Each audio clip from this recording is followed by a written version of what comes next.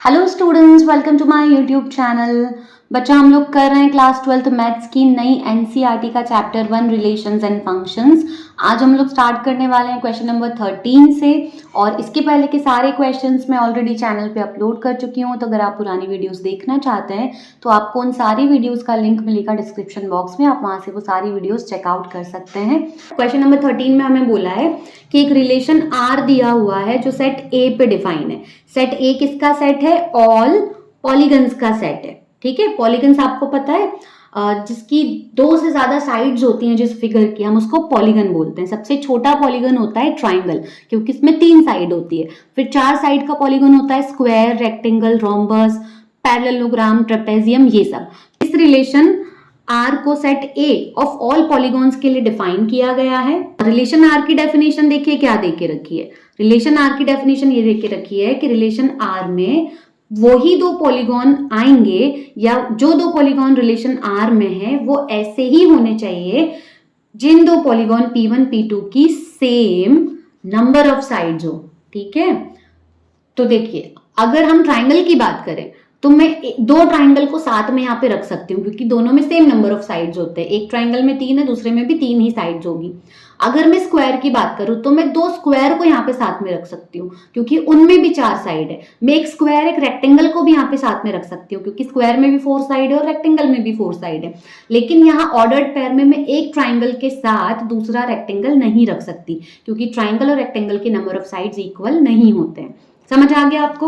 तो इस relation are में जो भी दो ऑर्डर्ड पेयर हैं वो तभी आई होंगी जिनके नंबर ऑफ साइड्स क्या होंगे? सेम होंगे। हमें ये रिलेशन को इक्विवेलेंस रिलेशन शो करना है।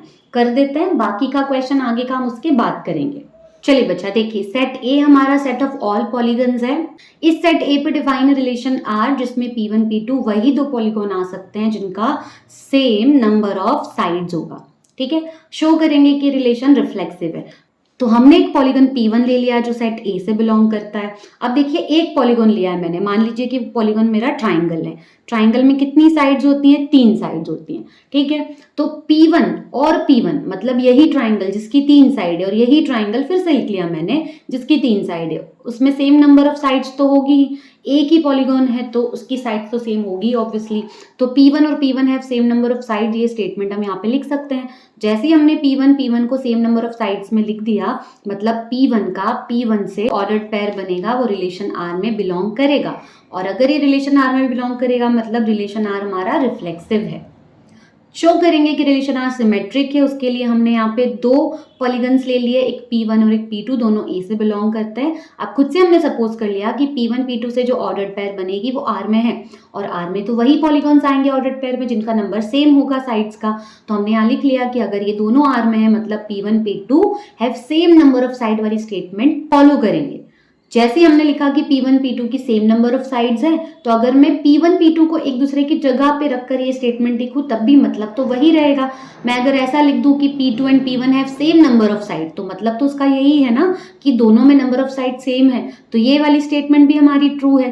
और अगर ये स्टेटमेंट हमारी ट्रू है मतलब P2 से P1 की जो ऑर्डर्ड पेयर बनेगी वो भी आर में है, तो हमारा रिलेशन आर क्या हो जाता है? सिमेट्रिक हो जाता है। लास्ट हमें शो करना है कि रिलेशन आर ट्रांजिटिव है। उसके लिए हमने 3 पॉलीगन्स ले लिए जो ए में बिलोंग करता है। तो हमने लिखा है for all P1 P2 P3 belongs to A.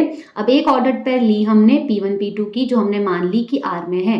Are में तो वही ऑर्डर पेयर आती है पॉलीगॉन्स की जिनका नंबर ऑफ साइड सेम होता है, तो जरूर P1 और P2 have same number of sides. ठीक है, फिर P2 P3 की हमने दूसरी ऑर्डर्ड पेयर ले ली, और ऑर्डर्ड पेयर लेते टाइम हमने ये देखा कि ये ऑर्डर्ड पेयर P2 पे एंड हुई है तो अगली वाली P2 से स्टार्ट होनी चाहिए। तो हमने ले लिया P2 P3 belongs to are, और अगर P2 P3 आर में है मतलब P2 and P3 have same number of side. अब देखिए अगर हम इन दोनों स्टेटमेंट को कंबाइन कर देते हैं, अगर P1 और P2 की सेम साइड्स हैं, सेम नंबर ऑफ साइड्स हैं, और P2 की नंबर ऑफ साइड्स जितनी ही P3 में भी नंबर ऑफ साइड्स हैं, तो जरूर P1 और P3 की भी नंबर ऑफ साइड्स क्या होंगी? सेम होंगी। तो हमने यहाँ लिख दिया P1 and P3 have same number of sides, और जैसे हमने ये स्टेटमेंट लिखा मतलब P1 और P3 के ऑर्डर्ड पेयर भी आर में है, तो हमारा रिलेशन आर जो है वो ट्रांजिटिव प्रूव हो जाता है। क्योंकि relation are reflexive, symmetric, transitive तीनों था, तो इसीलिए ये कैसा रिलेशन हो गया?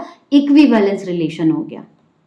तो बच्चा देखिए हमने यहाँ तक का क्वेश्चन तो सॉल्व कर दिया है, जहाँ पे हमें शो करना था कि रिलेशन आर इक्विवेलेंस रिलेशन था। अब आगे का क्वेश्चन देख लेते हैं। आगे क्वेश्चन में हमें क्या बोला है, what is the set of all elements in A. Element जो ए में है उन एलिमेंट्स का सेट क्या होगा जो राइट एंगल ट्राइंगल टी के साथ रिलेटेड हैं, जिनके साइड्स की वैल्यू 3 सेंटीमीटर, 4 सेंटीमीटर और 5 सेंटीमीटर दी है। तो देखिए हमारा जो रिलेशन आर है वो साइड्स की लेंथ कितनी होगी उससे तो उसको कोई फर्क नहीं पड़ता। रिलेशन आर में तो नंबर ऑफ साइड्स से फर्क पड़ता है। तो हमें उन्होंने बोला है कि अगर एक P1 एलिमेंट की जगह उन्होंने T कर दिया, मतलब हमें एक ऑर्डर्ड पेयर दी है जिसमें हमारे पास पहला एलिमेंट तो T है। T क्या है, एक ट्राइंगल है जिसकी कितनी साइड्स होती हैं, 3 साइड्स होती हैं। ठीक है, अब इसके साथ कौन कौन सा दूसरा पॉलीगॉन आ सकता है वो हमें बताना है। तो हमें पता है ऑब्वियसली कि रिलेशन आर में क्या बोला है कि 2 पॉलीगॉन वही ऑर्डर्ड पेयर बना सकते हैं रिलेशन आर में आने के लिए जिनका सेम नंबर ऑफ साइड हो। तो अगर एक पॉलीगॉन हमने ट्राइंगल फिक्स कर दिया तो दूसरे वाले पॉलीगॉन में भी हम सिर्फ ट्राइंगल्स ही तो एक्सेप्ट कर सकते हैं ना, तभी तो दोनों का नंबर ऑफ साइड सेम होगा। तो हम क्या लिखेंगे, अब हमें लिखना है now as T is triangle with sides 3, 4 and 5। तो देखिए अब हमें पता है कि अगर T एक ट्राइंगल है तो T के पास कितनी नंबर ऑफ साइड होगी, 3 होगी, है ना। तो it must be related to all other triangles in set A।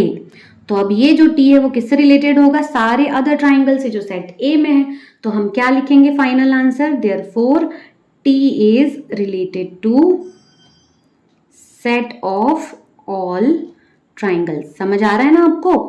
अगर हमने एक पॉलीगॉन ट्राइंगल ले लिया है तो अब उससे वही सारे पॉलीगॉन तो रिलेटेड होंगे ना जिनमें भी ट्राइंगल की तरह 3 साइड होगी, और 3 साइड तो ट्राइंगल्स में ही होती है। तो जो T उन्होंने ट्राइंगल दिया था वो सारे ट्राइंगल से रिलेटेड होगा जो सेट A से निकलेंगे, सेट A में होंगे। चलिए अब जल्दी से क्वेश्चन नंबर 14 कर लेते हैं। हमें क्वेश्चन नंबर 14 में L एक सेट दे के रखा है जो ऑल लाइंस का सेट है। अब एक्स वाई प्लेन या कोई भी प्लेन दे दे इस क्वेश्चन में, उससे कुछ ज्यादा इफेक्ट पड़ने नहीं वाला है। तो आप इतना याद रखिए कि L जो सेट है वो सेट ऑफ ऑल लाइंस का है और वो सेम प्लेन में है। ठीक, इसमें R एक रिलेशन डिफाइन किया है सेट L पर। R की डेफिनेशन कुछ ऐसे है कि R में जो भी ऑर्डर्ड पेयर है उसमें जो भी 2 लाइन होगी वो इस तरह से ही होगी कि दोनों एक दूसरे के पैरेलल है। हमें शो करना है कि ये रिलेशन एक इक्विवेलेंस रिलेशन है। आगे भी क्वेश्चन दिया है बट हम उसको हमेशा की तरह लास्ट में करेंगे। पहले रिलेशन आर को हम इक्विवेलेंस शो कर देते हैं। तो बच्चा हमने L सेट लिख दिया है, set of all lines in X Y plane. R relation लिख दिया है कि L1 L2 ऑर्डर्ड पेयर इस तरह से हैं कि L1 L2 के पैरेलल है। अब सबसे पहले रिफ्लेक्सिव शो कर देते हैं रिलेशन को। रिफ्लेक्सिव के लिए हमें एक ही लाइन की जरूरत है, तो हमने for all L belongs to capital L लिखा। और हम जानते हैं कि हर लाइन अपने आप के पैरेलल होती है क्योंकि एक लाइन का स्लोप उसके खुद के स्लोप के तो बराबर ही होगा। अब अगर आपको नहीं पता कि स्लोप क्या होता है लाइन का तो मैं थोड़ी देर बाद एक्सप्लेन कर लूंगी। अभी के लिए आप इतना समझ लीजिए कि हर लाइन अपने आप के पैरेलल होती है। जैसे हर ट्राइंगल अपने आप के सिमिलर हमने बताया था पिछले क्वेश्चन में, उसी तरह यहाँ पे हर लाइन अपने आप के पैरेलल होती है। तो हम लिख सकते हैं कि L is parallel to L, और जैसे हमने ऐसे लिखा तो हम बता सकते हैं कि L, L की ऑर्डर्ड पेयर भी रिलेशन R में है। यहाँ पे R आना चाहिए, मैंने गलती से L लिख दिया था। ठीक, अगर L, L की ऑर्डर्ड पेयर R में है मतलब R हमारा क्या हो गया, रिफ्लेक्सिव हो गया। चलिए अब R को सिमेट्रिक शो कर देते हैं। उसके लिए हमें 2 लाइंस चाहिए होंगी, तो हमने for all L, M belongs to L ले लिया। L और M यहाँ पे हमारी 2 लाइन है जो L सेट से बिलोंग करती हैं। अब L और M से जो ऑर्डर्ड पेयर बन रही है उसके लिए मैंने सपोज कर लिया कि L M वाली ऑर्डर्ड पेयर R में है। अब अगर L और M वाली ऑर्डर्ड पेयर R में है मतलब L वाली लाइन M वाली लाइन के पैरेलल होगी।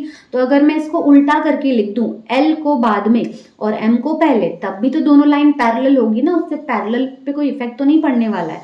तो ये वाली स्टेटमेंट भी बिल्कुल ट्रू है कि m is parallel to l, और जैसे ही हमने लिखा कि m is parallel to l, उसका मतलब होता है कि m और l वाली ऑर्डर्ड पेयर भी R में है।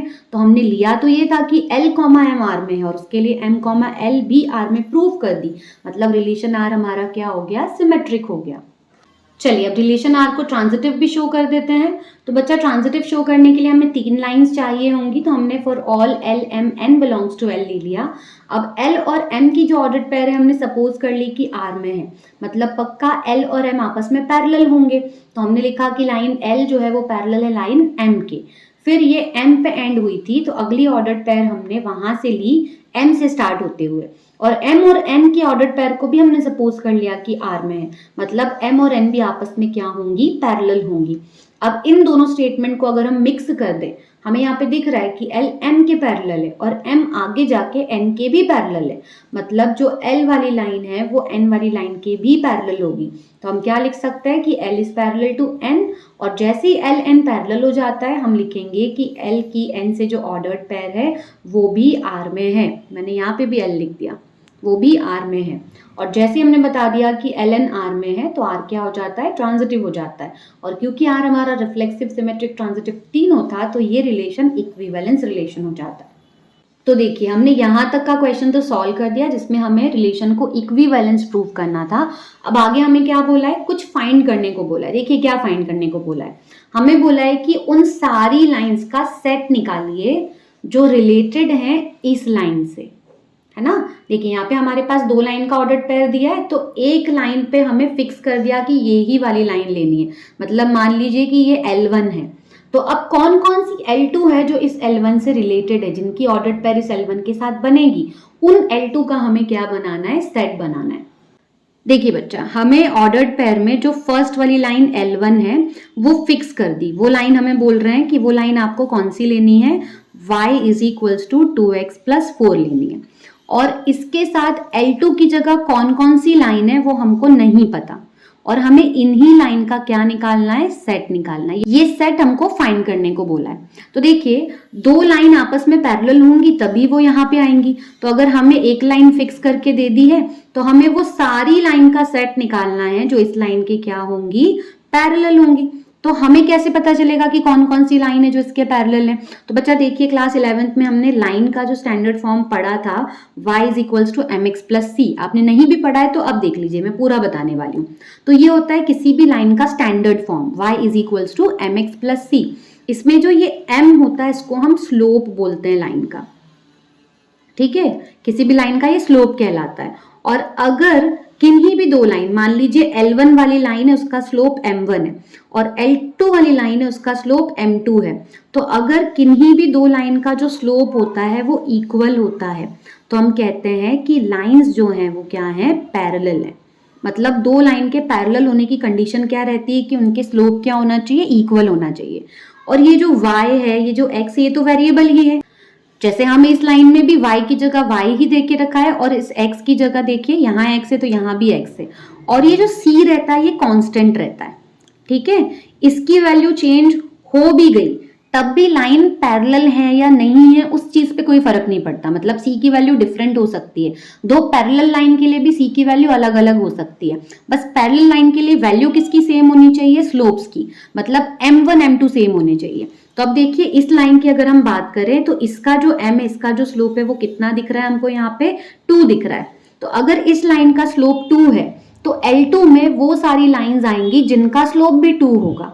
तो हमें पता है कि L2 में उन सारी लाइंस का सेट आ सकता है जिनमें m की जगह कितना होगा, 2 होगा। y और x तो वेरिएबल, ये तो ऐसे ही लिखने, और c की वैल्यू से हमें कोई फर्क नहीं पड़ता। तो हमें उन सारी लाइन का सेट यहाँ पे आंसर में लिखना है जिनका स्लोप कितना होगा, 2 होगा। तो इस लाइन से रिलेटेड होने वाली सारी लाइंस कौन सी होंगी, y is equals to 2x plus c वाली लाइन।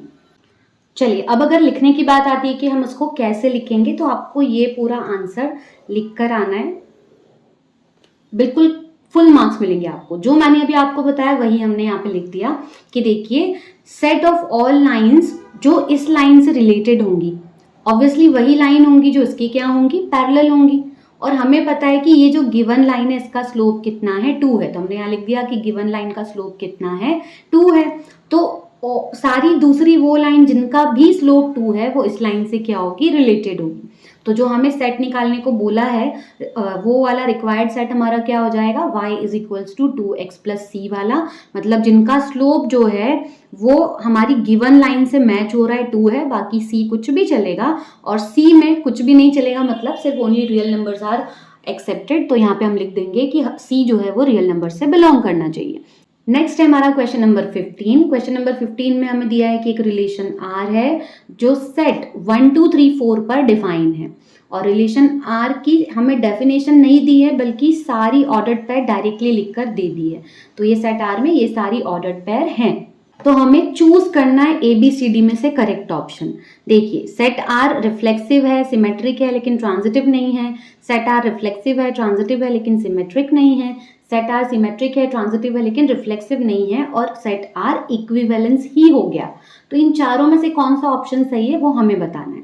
तो देखिए ऑब्वियसली अगर हमें पता है कि सेट अगर रिफ्लेक्सिव होगा तो रिफ्लेक्सिव होने के लिए अगर गिवन सेट में जिसपे हमारा रिलेशन डिफाइन है उसमें 1 2 3 4 वाले एलिमेंट्स हैं, तो 1 के लिए 1,1, 2 के लिए 2,2, 3 के लिए 3,3 और 4 के लिए 4,4 वाली ऑर्डर्ड पेयर R में होनी चाहिए।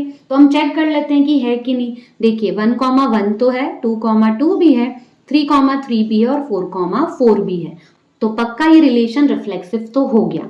अब हम चेक करते हैं कि जो गिवन रिलेशन है वो सिमेट्रिक है कि नहीं। तो देखिए सिमेट्रिक में ये जो एक्स्ट्रा वाली ऑर्डर्ड पेयर बच रही है ड्यूप्लेट्स के अलावा, जैसे 1,2 बच रही है, तो 1,2 के लिए देखिए 2,1 दिखाई दे रहा है यहाँ पे कहीं, बिल्कुल भी नहीं दिखाई दे रहा है, मतलब ये जो हमारा रिलेशन है वो सिमेट्रिक तो बिल्कुल भी नहीं है। फिर ट्रांजिटिव चेक कर लेते हैं। तो ट्रांजिटिव के लिए अगर मैंने ये ऑर्डर्ड पेयर 1,2 ली है तो दूसरी 2 से स्टार्ट करते हुए लेनी है। देखिए 2 से स्टार्ट करते हुए ये दिख रही है हमको, तो 2,2 ले ली। अब ये 2 को और ये 2 को हम छोड़ देंगे और 1 और 2 से एक ऑर्डर्ड पेयर बनाएंगे जो 1,2 हो गई, और वो तो यही है जो यहाँ पे हमें दिखाई दे रही है।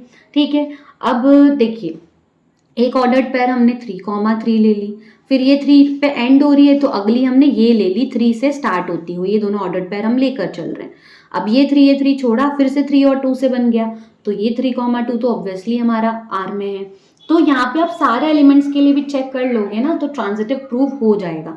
तो हमारा रिलेशन ट्रांजिटिव भी है, तो सही क्या हो जाएगा, रिलेशन रिफ्लेक्सिव है और ट्रांजिटिव है लेकिन सिमेट्रिक नहीं है। तो ऑप्शन क्या आएगा, ये वाला बी वाला, रिलेशन रिफ्लेक्सिव है, ट्रांजिटिव है लेकिन सिमेट्रिक नहीं है। चलिए क्वेश्चन नंबर 16 में हमें बोला है कि R एक रिलेशन है जो सेट n मतलब नेचुरल नंबर का सेट, इस पर डिफाइन है। जो रिलेशन R की डेफिनेशन है वो कुछ इस तरह से दी हुई है कि A, B ऑर्डर्ड पेयर में A, B जो है वो इस इक्वेशन से रिलेटेड है, मतलब इस इक्वेशन को फॉलो कर रहे हैं, और B की वैल्यू ग्रेटर देन 6 ही होनी चाहिए। तो इनमें से कौन सा ऑप्शन सही हमें वो बताना है। देखिए बहुत इजी है क्योंकि B की वैल्यू हमें पता है कि ग्रेटर देन 6 लेनी है। A, B में B सेकंड वाला एलिमेंट है, ठीक है, तो यहाँ से सब में देख लीजिए कि सेकंड वाले एलिमेंट में 6 से ग्रेटर कौन सी वैल्यू है। देखिए ये भी 6 से ग्रेटर है, ये भी 6 से ग्रेटर है, ये भी 6 से ग्रेटर है, और ये नहीं है, तो ये वाला ऑप्शन तो हमारा आंसर हो ही नहीं सकता। अब इन 3 में से हमें सही आंसर चूज करना है। तो हमें इक्वेशन क्या दी हुई है, रिलेशन की कंडीशन क्या दी हुई है, A is equals to B minus 2। तो अब आप देख लीजिए A पुट करके कि B की वैल्यू ये आ रही है कि नहीं, है ना। आपको तीनों का A पुट करना है और देखना है कि B की वैल्यू जो दी हुई है ऑर्डर्ड पेयर में वही आ रही है कि नहीं। अगर आ जाती है तो वही आपका ऑप्शन सही है। देखिए जैसे कि अगर हम यहाँ पे A की जगह 3 पुट करते हैं तो B माइनस 2 लिखेंगे। अब B निकालने के लिए 2 को हम यहाँ भेजेंगे, 2 प्लस में हो जाएगा, तो B की वैल्यू हमारी 5 आ जाएगी, लेकिन यहाँ पे तो B की वैल्यू बिल्कुल 5 नहीं है, तो ये भी हमारा रॉन्ग ऑप्शन है। सेम चीज इसके लिए कीजिए, ये A हो गया, ये B हो गया, A की जगह हम 6 पुट करेंगे इक्वल्स टू B माइनस 2 आना चाहिए। अब मैं 2 को इधर भेजूंगी तो 6 प्लस 2 हो जाएगा और B की वैल्यू क्या आ जाएगी 8, और यहाँ भी B की वैल्यू 8 है, मतलब हमारा ऑप्शन C जो है वो करेक्ट ऑप्शन है। तो बच्चा यहाँ पे आपकी एक्सरसाइज 1.1 फिनिश होती है। आज के लिए बस इतना ही, अब हम मिलेंगे अगली वीडियो में, तब तक के लिए पढ़ते रहिए। All the very best, bye.